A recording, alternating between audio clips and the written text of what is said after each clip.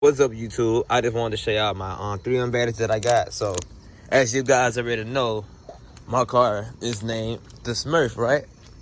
But I wanted to be a little more aggressive with it, you feel me?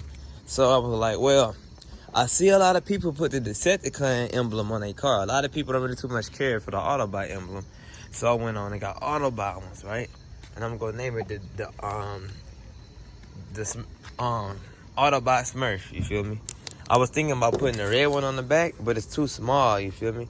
And this one bigger, so I feel like people will see this one, you know, better, you know what I'm saying? Then I'll put this one maybe like somewhere else. But let me know what y'all think about it, you feel me? Make sure y'all subscribe if y'all didn't.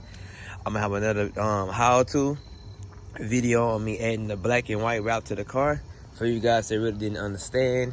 And the first video is gonna be a more in-depth video when I do the how-to. But make sure y'all subscribe if y'all found this video, you know, kind of cool. Just letting y'all know what's gonna happen.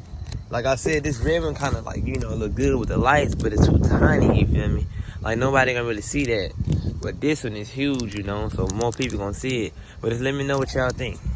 What's up, YouTube? So I kind of centered it. The 3M tape and stuff, you know, it's pretty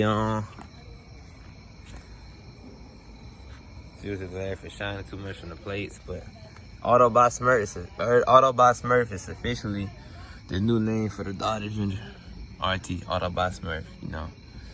So make sure that 3M is on, like real good. I'm pressing it.